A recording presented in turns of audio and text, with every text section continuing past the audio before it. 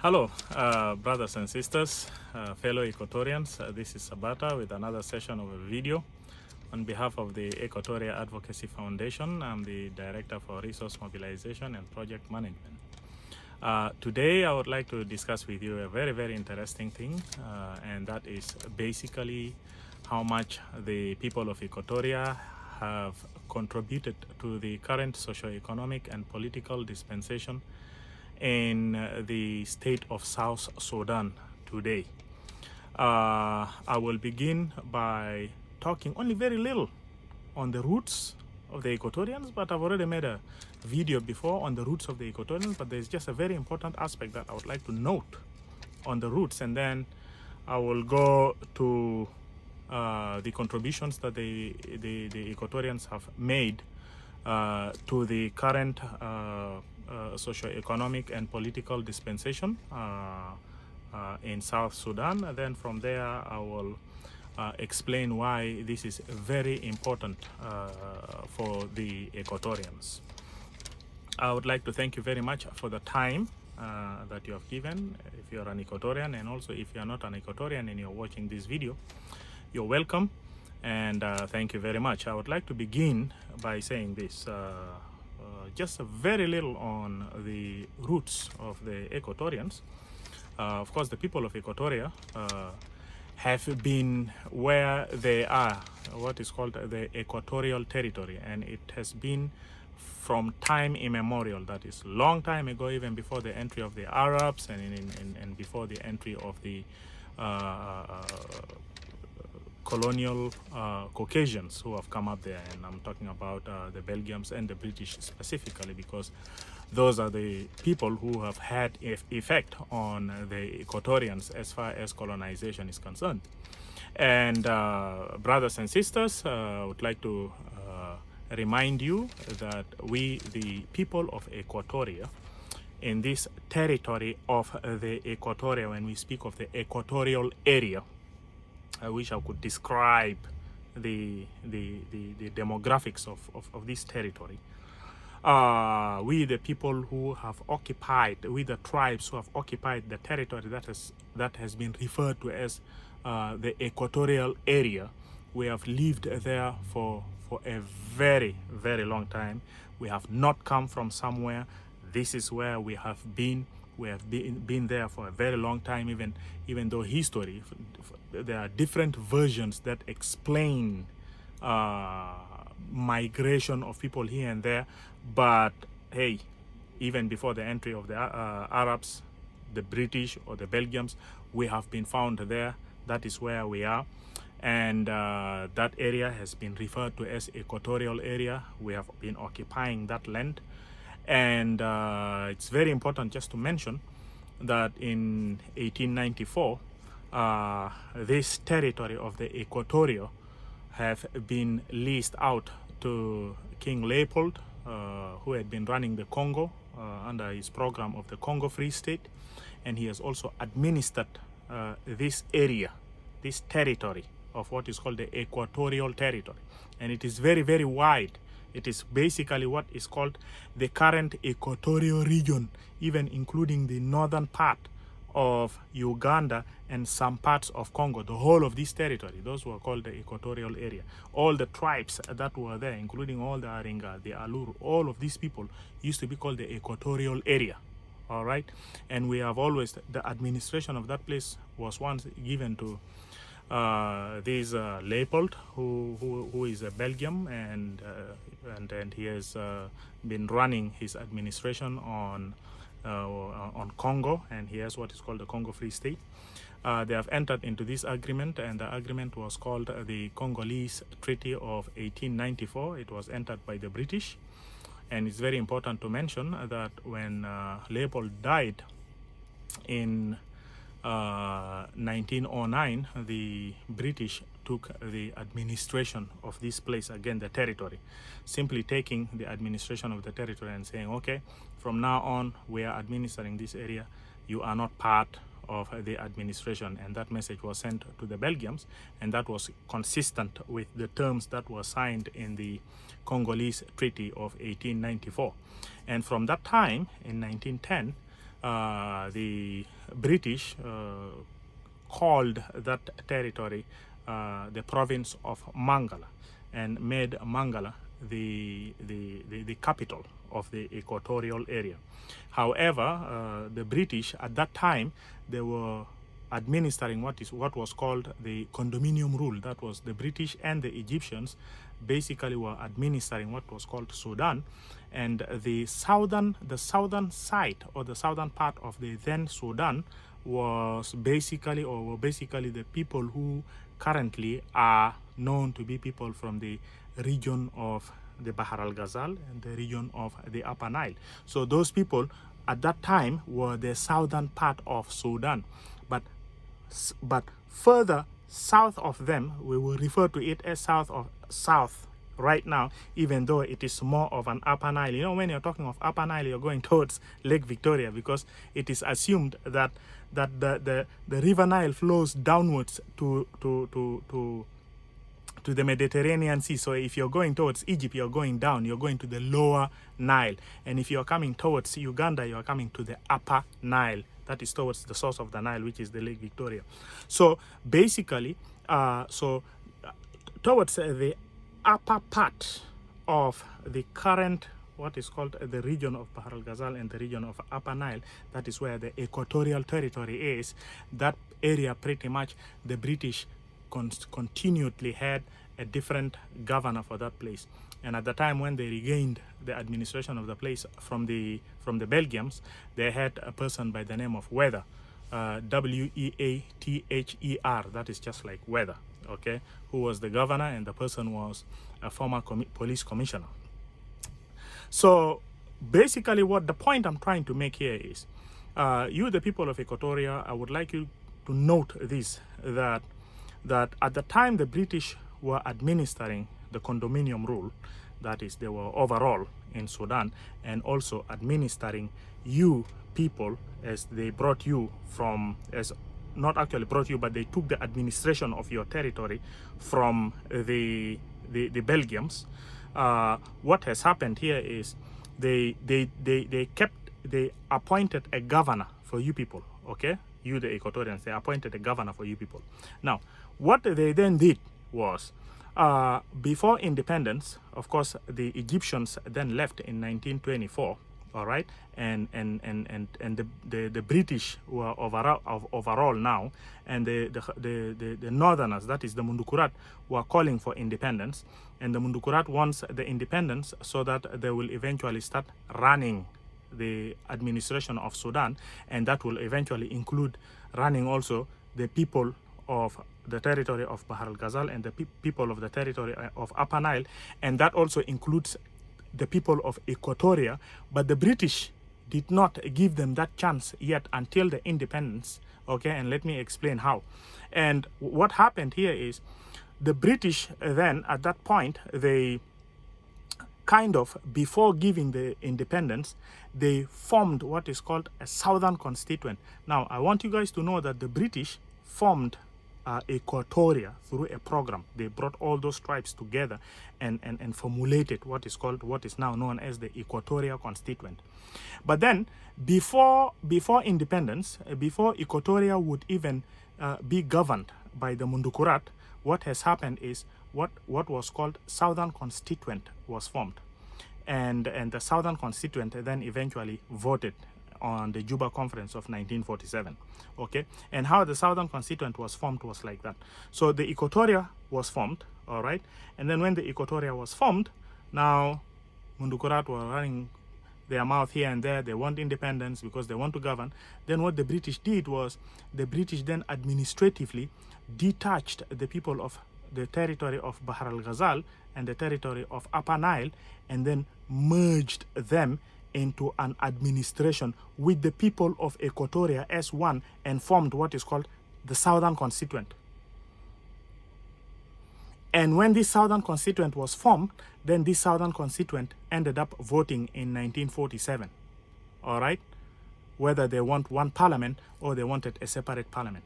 But the point I'm trying to make here is that you, the Equatorians, you were formed, all right? You belonged here, you did not come from anywhere. This is your territory, All right, the British simply leased this territory out. In 1910, they took the administration of this territory back, and then what has happened is, before independence, they then formed, after forming what is called, they consolidated you as Equatoria. Then they brought in people from Bahar al-Ghazal, and then people from Upper Nile, attached to you, and formulated what is called Southern Constituent. And then this Southern Constituent was then given a chance to vote in 1947 in the Juba Conference as to whether they want one parliament or a separate parliament with the people of, from the people of Khartoum. And the result came out that it was a one parliament that was voted for. And so the point I'm trying to make here is, brothers and sisters, let us remember this. You, the Equatorians, it's very important. You have been there. You have been constituted by the British. Then, before you went to the Juba Conference, then the people of Upper Nile and the people of Bahar al-Ghazal were aligned to you. Now, what the British could have done is, they could have just left the people of Upper Nile and the people of British completely attached to the north, to the Mundukurat, and then simply just asked you, the people of Equatoria, whether you want to have a joint parliament with the Khartoum or not. And if you choose to say no, then where will the people of Bahar al-Ghazal and Upper Nile be? So that means you will end up being a different territory altogether, autonomous, and the people of Bahar al-Ghazal and the people of Upper Nile could have just ended up attached to Khartoum. But you can imagine what the British did. They detached them administratively and tied them to you first, and then formed what is called the Southern Constituent. And the people of Khartoum were seeing this. Today, if you go to their books, they have actually indicated those things.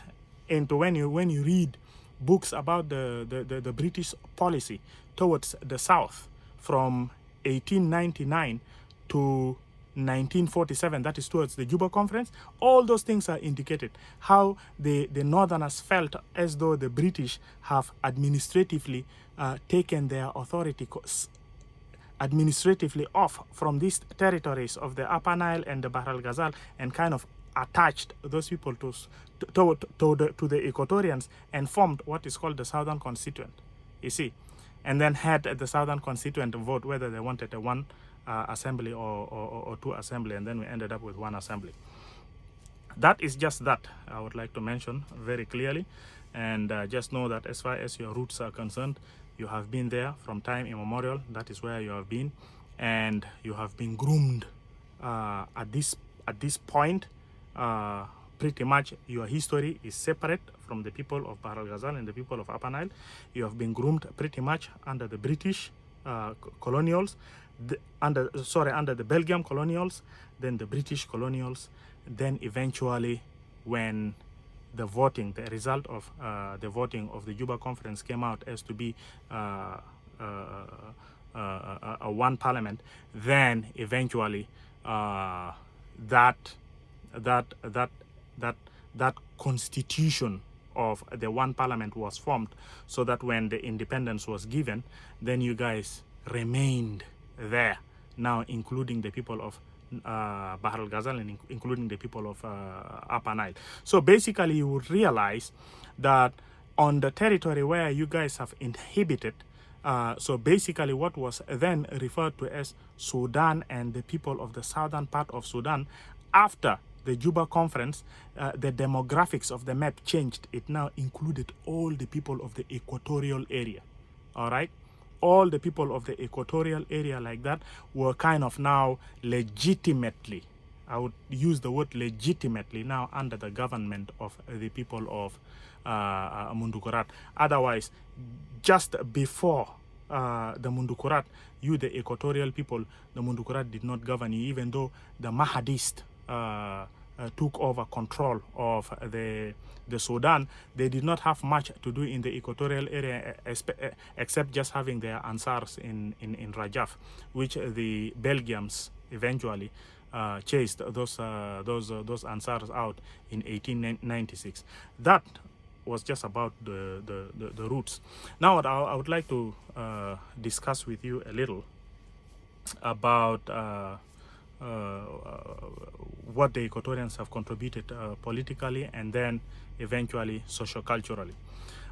Politically, this is something that have been mentioned so much, a lot, that when the Juba conference came out and the result was that the South is going to be part of the North, eventually that has resulted into a group of people coming out and saying, no, we don't want that, we want secession, and that is the Anyanya 1 and the Anyanya 1 fault. And this is pretty much how much you guys have contributed to the dispensation of politics in Junub Sudan. Historically, you guys fought, you guys started the Anyanya 1, and I would like to also thank those who have come and participated in the Anyanya, and those heroes who have fallen, who have died. They died for a good cause. And the result of the fight of the Anyanya 1 came to be a government of regional autonomy, which was the government that was signed in Addis Ababa, which ended up being the Addis Ababa Agreement of 1972, which lasted for 11 years. And in these 11 years, fellow Equatorians, you have actually contributed so much in building the current state of affairs the way it looks like. In these 11 years of the regional autonomy, most of the undersecretariats were fellow Equatorians, because most of you guys studied in technical areas, and you guys really did a good job. Thank you very much for doing what you have done. Culturally, I would like to mention a couple of things here and there. Number one, it's very also important to notice that now in the government of the regional autonomy, with our fellow brothers from Upper Nile and also people from Bahar al-Ghazal, we were all one. But culturally, you, the people of Equatoria, you were distinct, because historically, the people of Bahar al-Ghazal and Upper Nile, you know, they have always been attached to the northerners, to the Bundukurat, throughout the time when we were colonized by the Belgians. So when you look at them culturally, they are more inclined into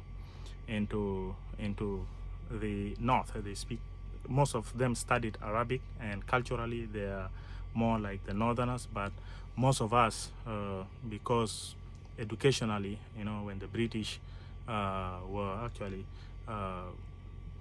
educating us through these Christian mission societies projects, those people were English.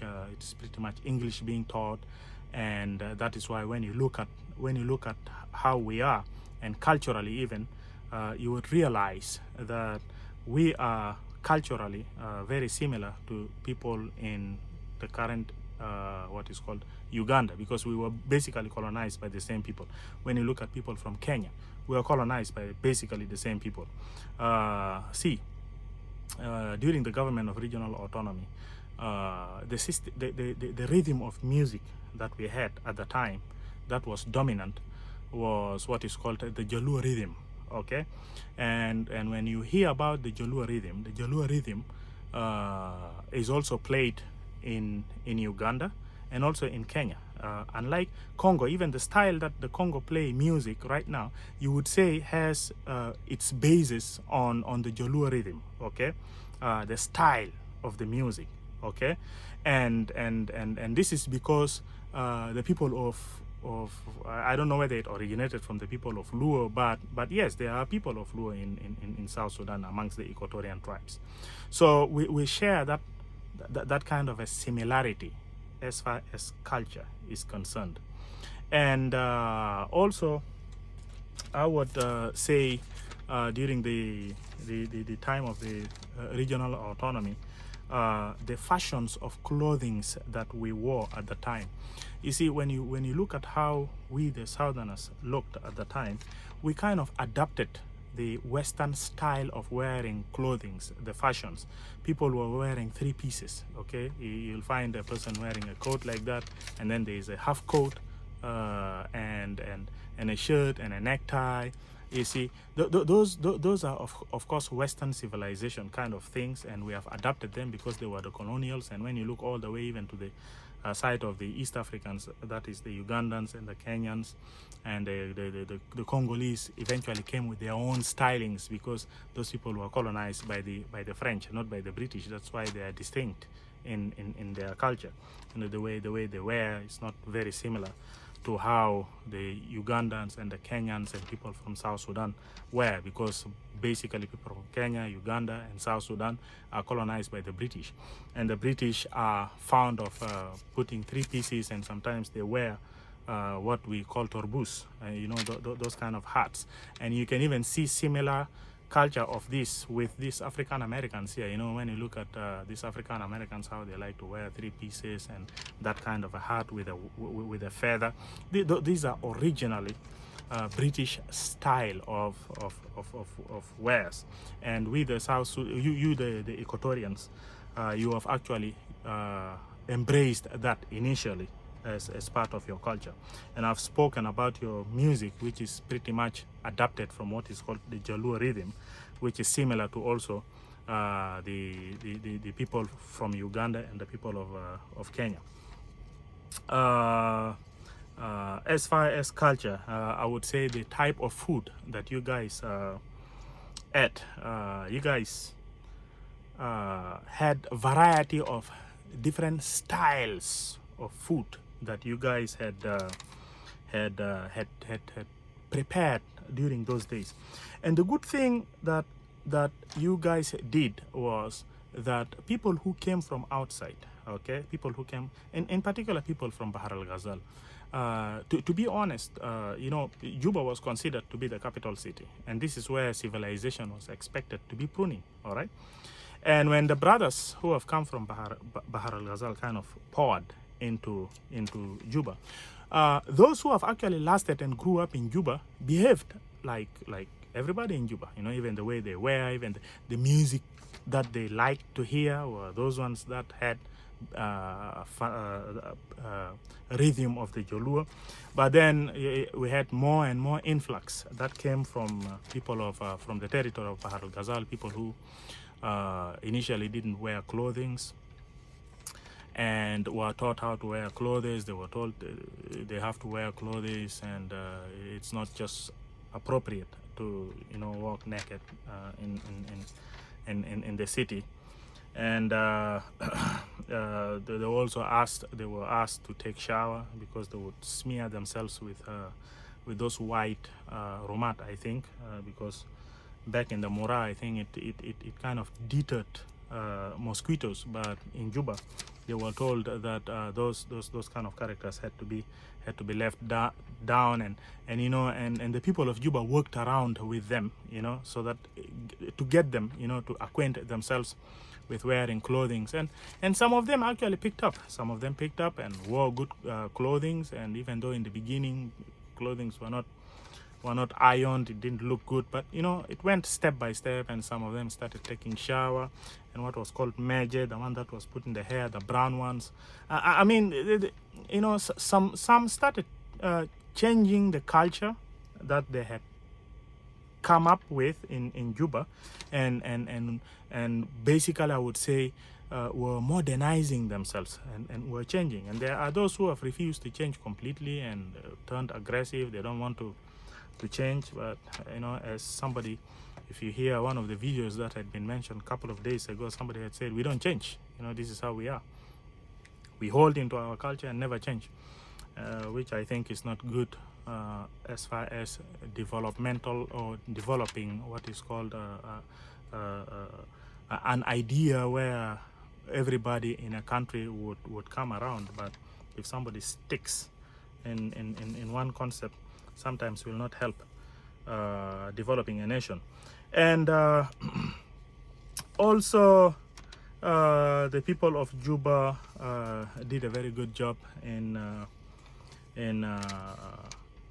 helping others who have come from outside to embrace different types of sports. We used to have various types of sports: basketball, volleyball, soccer, tournaments were played.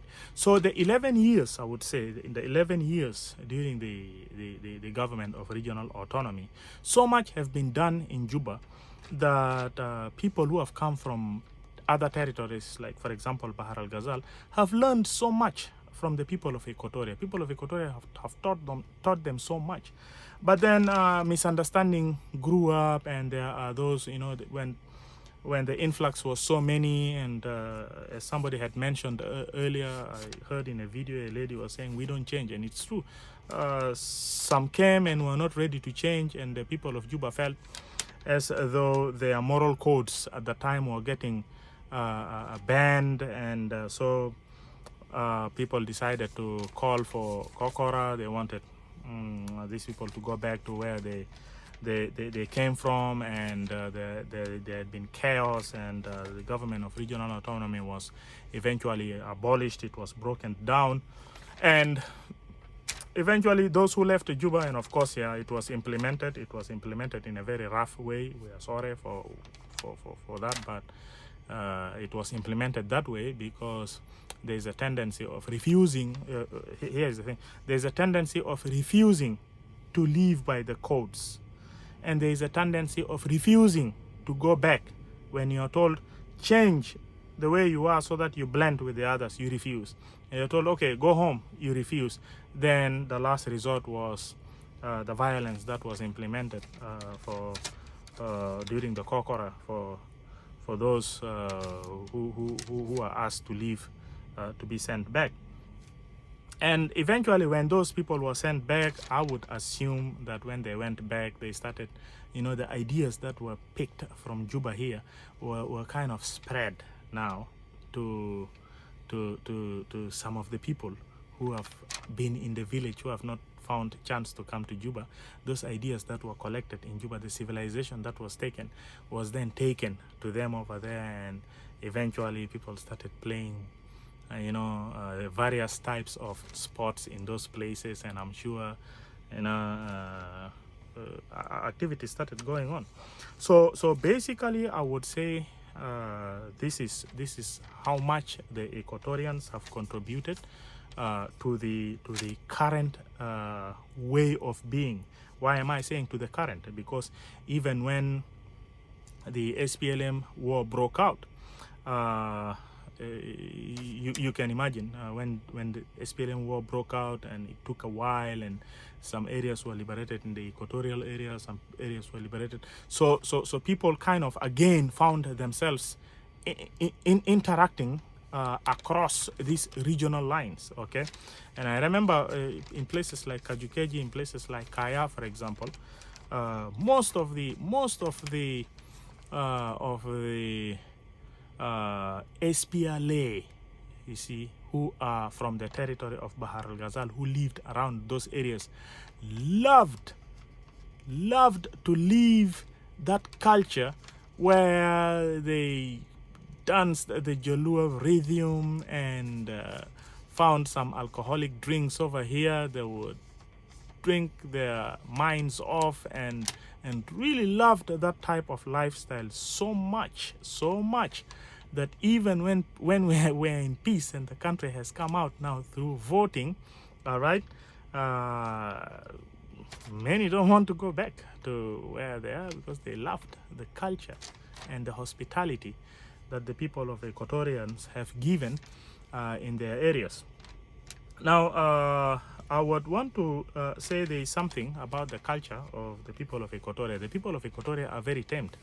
They have embraced Christianity, and Christianity has basically taught them so much, including some of the lessons include the people of Equatoria don't take things that do not belong to them. You remember in the Bible, Jesus told some tax collectors, don't take more than you are required to ask, because that is theft.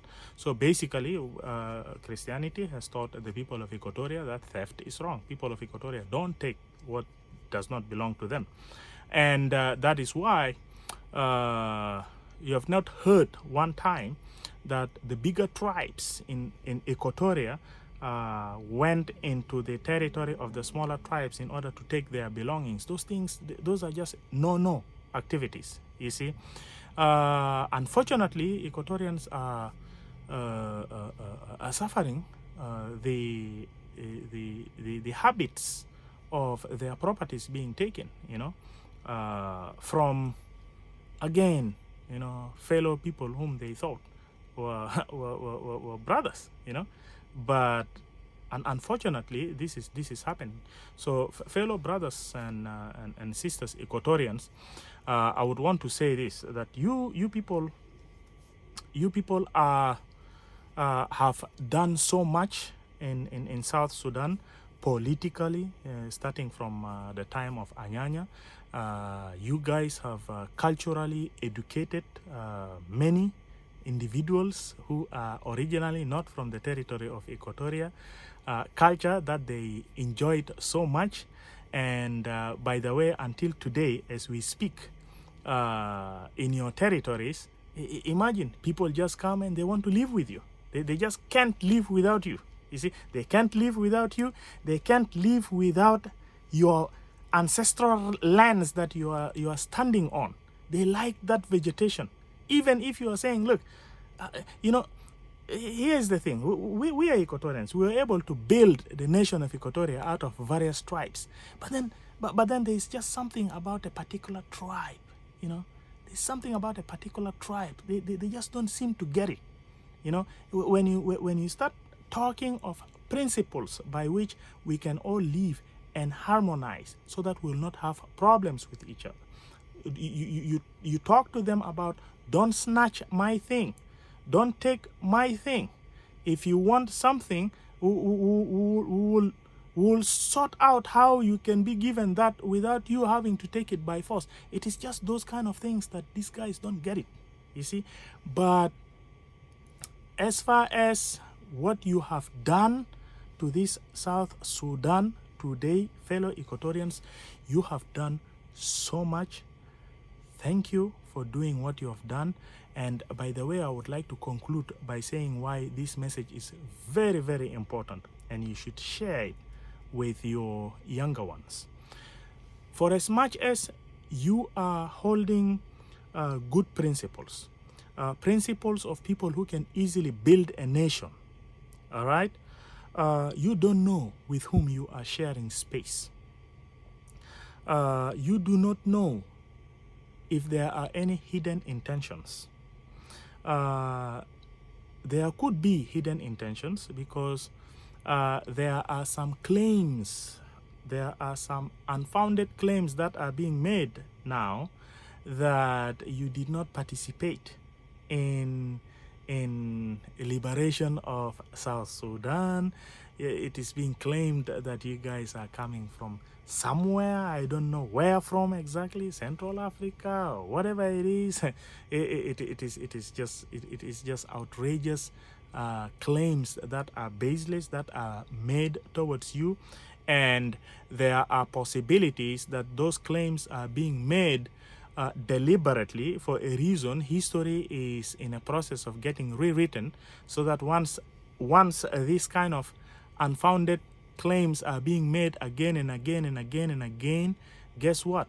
When our generation passes on and the generation that comes in listens to this kind of claims again and again, it will start reflecting in mind in form of truth, while in the actual sense, it's not even the truth. So this message is very important. It is here in this YouTube. It's going to be here for so many years. It doesn't matter for how long. Even if our generation pass on, the younger generation will grow up. If they are being told that they did not participate in liberating this country, they will hear this video and they will hear so many videos, and they will know that somebody is playing games on them, and they will react accordingly. Thank you very much. God bless you. Stick amongst yourself. Continue to love each other and continue to uphold yourselves in solidarity. Fellow Equatorians, God bless you and take care.